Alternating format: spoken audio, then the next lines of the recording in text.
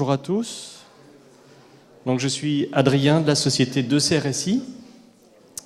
2CRSI, c'est une société strasbourgeoise créée en 2004. Ça signifie Conseil, Conception, Recherche et Services informatiques. Donc, dans notre ADN, on se veut concepteur, fabricant et intégrateur de systèmes informatiques.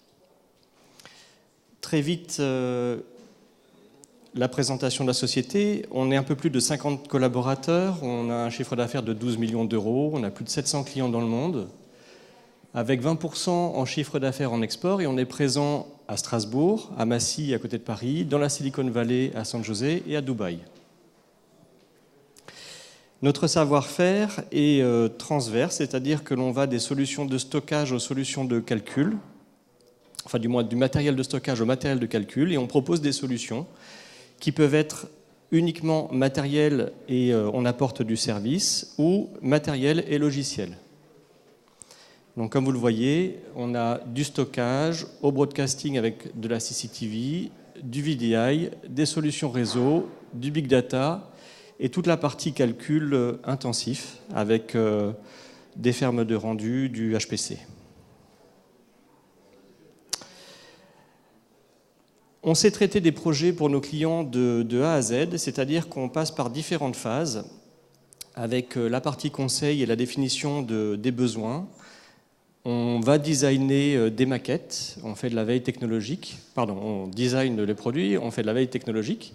Dans la partie conception, quand le projet est engagé, on passe par du maquettage, du prototypage et de l'industrialisation.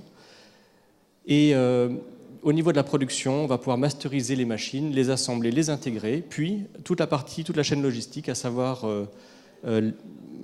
comment entreposer les machines, les expédier, et puis le SAV. Donc un cas concret, vous êtes éditeur de logiciels et vous voulez une petite appliance, donc un serveur dédié, on va être à même de le faire à votre image avec le logo en face avant pour que dans le data center, il y ait votre image et qu'il soit reconnaissable parmi tous les autres qui sont présents. On dispose d'un bureau d'études qui a des compétences en informatique, en électronique et en mécanique. Et l'ensemble de ces compétences nous permet de faire du développement sur du hard, de faire de la recherche appliquée et aussi du co-développement à façon. Donc, par exemple, ce n'est pas indiqué là, ou peut-être plus tard dans la présentation, nous sommes Intel Technology Provider avec un statut Platinum. Et de ce fait, Intel nous sollicite souvent pour faire du design de machines avec certains de leurs matériels. On fait aussi du prototypage 3D parce que souvent, dans des machines, on a besoin d'intégrer des cartes spécifiques qui ont des entrées-sorties et des façades n'existent pas. Donc, on va d'abord les prototyper en 3D, puis les faire faire par des partenaires tauliers français. Alors, il y a ici quelques partenaires. Donc, nous avons des partenaires stratégiques qui sont OpenIO et API. Il y en a d'autres, mais ils ne sont pas représentés ici, qui vont pouvoir apporter du logiciel ou du matériel. Et de l'autre côté, des partenaires technologiques comme Intel, AGST, donc, qui est la branche professionnelle de tout ce qui est stockage, et NVIDIA. Avec ces partenaires, nous créons des solutions. Quelques références. Donc, Caldera, qui est une des plus grosses sociétés mondiales qui développe des logiciels pour les imprimantes très grand format. Donc, ça s'appelle des RIP. Et par chance, ils ne sont pas trop loin de chez nous à Strasbourg, mais aussi aux États-Unis, il me semble. Et ils développent, comme je l'ai dit tout à l'heure, des espèces d'appliances pour que leurs logiciels soient intégrés sur des plateformes matérielles. Et ça permet d'optimiser des transferts de fichiers qui font plusieurs gigaoctets, qui représentent des images, comme vous avez sur certains bâtiments, des impressions qui font 40 mètres par 50 mètres. Intel, même en tant que client, CGG, Free, OVH, le groupe Dassault, on intègre de manière industrielle les simulateurs tactiques du Rafale et d'autres avions militaires. Voilà, le reste, vous le voyez. Alors, je dirais que là, c'est plus dans les choses dont j'aime parler. Donc, je vous l'avais vu tout à l'heure, on fait le calcul et le stockage. Dans le stockage, vous voyez qu'on a des produits qui sont plutôt standards, que l'on développe ou qui sont déjà existants. Donc ça va du serveur très petit avec un ou deux disques durs à des JBOD comme le produit qui est en bas qui va avoir 60 disques durs de 10 à 12 Tera. Vous voyez un exemplaire de disque dur traditionnel, mais on fait aussi tous les disques durs qui sont sur base SSD, donc que ce soit l'Optane en bas ou sur de la NAND normale, ou des disques SAS SSD. Et en haut, vous voyez des composants électroniques, ce sont des composants de CRSI que l'on développe. Donc quand on a des besoins particuliers ou que des clients nous contactent pour les réaliser. Donc dans les deux exemples qui sont au-dessus, sur la gauche en haut, c'est une carte qui permet de mettre un disque NVMe. Donc je ne sais pas si vous voyez ce dont il s'agit. Ce sont les disques de type SSD, mais qui se connectent directement au processeur par un port PCI Express. Donc là, le form factor, c'est comme un disque 2,5 pouces traditionnel. Et le connecteur est particulier. Donc on avait développé cette carte-là pour pouvoir le mettre dans n'importe quel serveur et donner la puissance de ces disques-là au serveur traditionnel. À côté, c'est une carte qui permet de déporter du signal PCI Express. C'est-à-dire que vous avez un serveur qui est très petit, qui fait un U. Notre carte peut ne pas rentrer de par sa hauteur, mais elle peut rentrer de manière horizontale. Il n'y a pas la place dans le serveur, donc on met ces deux cartes que vous voyez à droite avec un câble, avec deux câbles même, et puis on va pouvoir brancher la carte de manière horizontale ailleurs dans le serveur. Alors dans le stockage, on se rapproche doucement de notre présence ici. Il y a le scale-up, c'est-à-dire qu'on va partir de petites plateformes qui ont quelques disques durs, avec des cartes RAID, jusqu'à des très gros serveurs qui peuvent avoir plus de 90 disques, une carte mère. Et au final, le scale-up, il y aura toujours des limites quelque part. Et pour remédier à ça, on a une solution, c'est le scale-out, c'est qu'on multiplie le nombre de machines. Donc là, pas de problème, on va suivre la technologie, mais on met des machines les unes derrière les autres. Pour arriver à remplir des baies complètes de serveurs et en mettre partout sur la Terre. Alors, là-dedans, on a un cas client, par exemple, pour du stockage.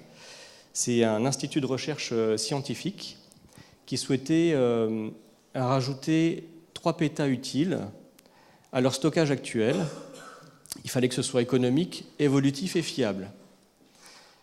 Donc on a eu ces premières informations, on a travaillé avec eux et puis on s'est dit, ok, 3 pétas de stockage, comment on va faire ça? Un dimensionnement standard, on le réplique 3 fois, ça fait 9 pétas. 9 pétas, c'est 15 JBOD pleines de 60 disques durs de 10 Tera. C'est énorme. Et donc, alors tout ne s'affiche pas, mais je vais pouvoir le lire parce que apparemment la présentation est un petit peu tronquée gauche et à droite. La solution qu'on a trouvée, c'est à l'aide, ou du moins avec OpenIO, c'est d'utiliser des serveurs comme celui que vous voyez au milieu, là, qui font 2 U d'épaisseur et qui ont 4 nœuds à chaque fois, biprocesseurs. Et on a mis 12 serveurs, c'est-à-dire 3 serveurs comme celui-ci. Et comme je l'ai indiqué ici, chaque nœud est connecté à une JBOD, en mettant un erasure coding de 9+3. Et on ne met que 4 pétas de stockage brut pour 3 pétas utiles. Donc vous voyez qu'on passe de JBOD pleines à des JBOD à moins de JBOD et moins remplis. Donc on met 36 disques de 8 Tera et pas 60 de 10 Tera. 288 Tera par JBOD au lieu des 600, comme si on devait faire un stockage traditionnel. Les avantages. Alors très simplement, ils voulaient de l'évolutivité, il y a des emplacements libres, ils prennent des disques durs de 8, 10, 12 Tera, plus si ils viennent à sortir, ils remplissent les JBOD et le stockage va directement leur augmenter. Et de par le fait qu'on utilise des serveurs qui ont une petite puissance, on va dire, supplémentaire, on peut s'en servir pour faire du grid for apps. Voilà, donc ça c'est un des exemples de cas clients sur lequel on a intégré de l'OpenIO. Suite à ça, je voulais vous parler d'un petit produit. C'est un petit flash comme ça que je trouve pas mal. Je me suis dit que ça pourrait être intéressant de le montrer. Alors on voit pas très bien, c'est le petit produit mauve qui est sur la table. Il a à peu près cette taille-là sur un bureau. C'est pas très grand. Ça tient dans une valise que vous pouvez mettre dans les avions. Vous voyez, bagage à main. Donc c'est une valise renforcée, mais ça tient dedans. Et c'est une petite solution qui dispose de 11 nœuds avec une alimentation intégrée et un switch intégré. Sur chaque nœud, vous pouvez mettre un stockage en M.2 et rajouter un disque dur de 2,5 pouces, donc soit un SSD, soit un disque 2,5 pouces traditionnel. Il y a la connectique réseau qui va bien. Et c'est un produit idéal pour faire des tests de déploiement, sans avoir à se connecter à distance dans un data center. Vous avez les machines sous le coude et vous pouvez faire des tests de déploiement ou de calcul. Donc on l'a appelé le Cluster in Mobile Box. Si ça vous intéresse, c'est une petite documentation que l'on a apportée ici. Et le dernier produit, c'est un work in progress.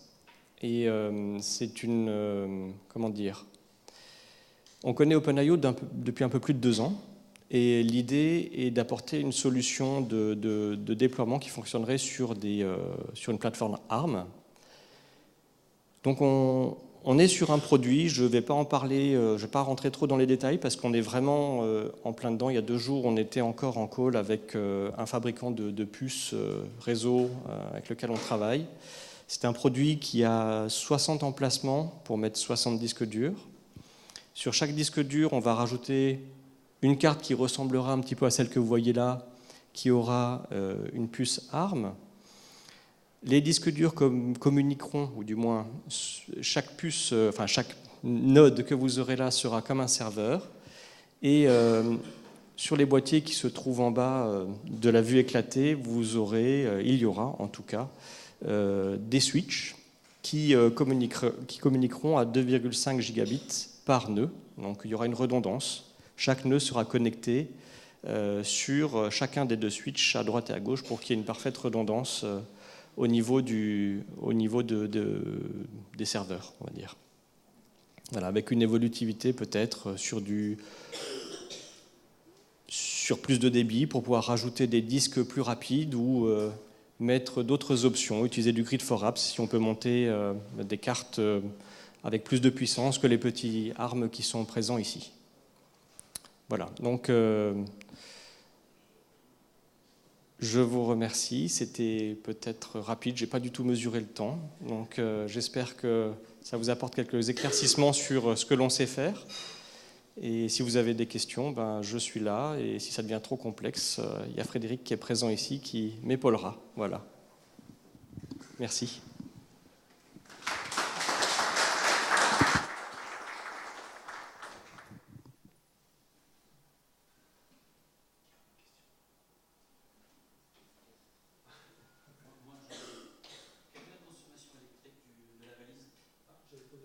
C'est dans les 450 watts.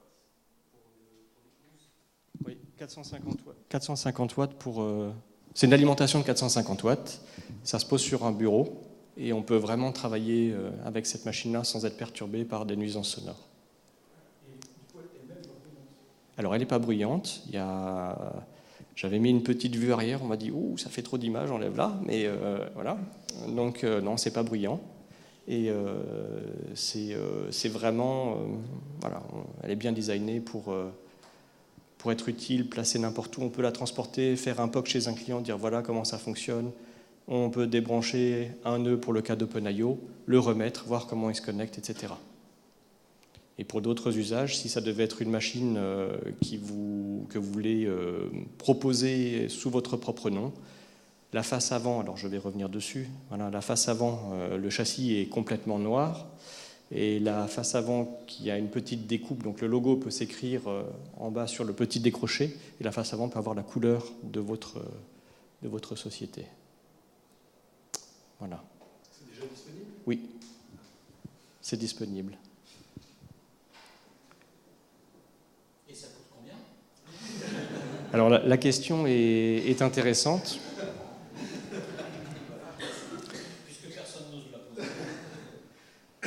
Je vous réponds comment? Franchement, je ne sais pas. Alors pourquoi je ne sais pas? Parce que ça va dépendre de ce que vous allez choisir comme lame. C'est-à-dire que si vous partez sur des M.2 qui font 1 Tera dans chaque lame, ça en fait 11, il suffit de multiplier. Donc en fonction de la configuration, le produit a un coût qui peut être doublé ou triplé. Si vous mettez des disques durs, des SSD de 2 Tera partout, ben forcément le budget augmente. Donc il y a un formulaire en ligne qui permet de compléter, de définir chaque type de lame. Et ça nous donne un prix après qu'on vous communique. Voilà. Donc, d'autres questions?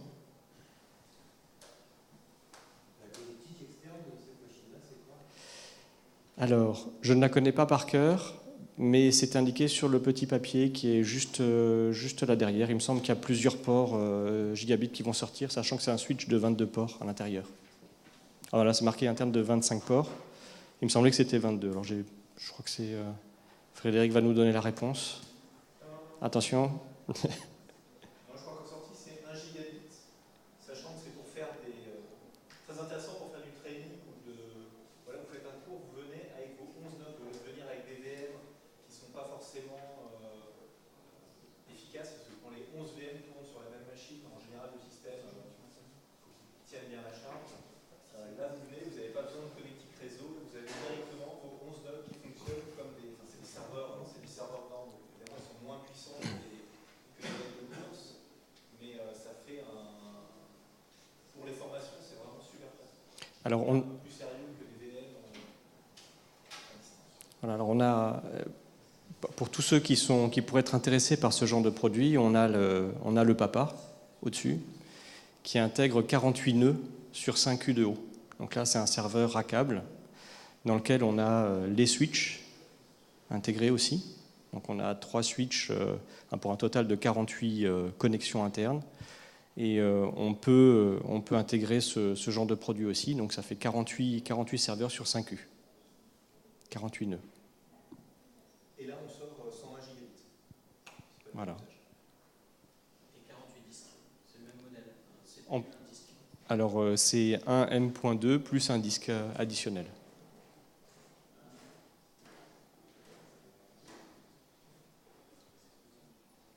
Quelqu'un a déjà passé un contrôle de sécurité dans un aéroport avec ça?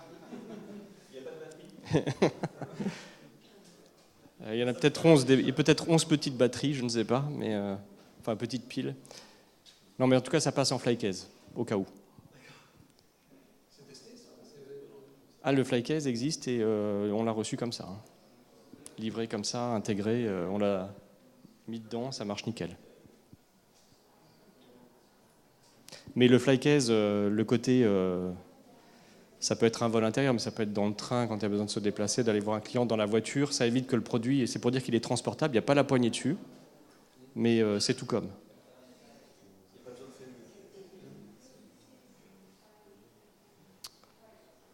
Voilà, si vous avez d'autres questions, on reste disponible et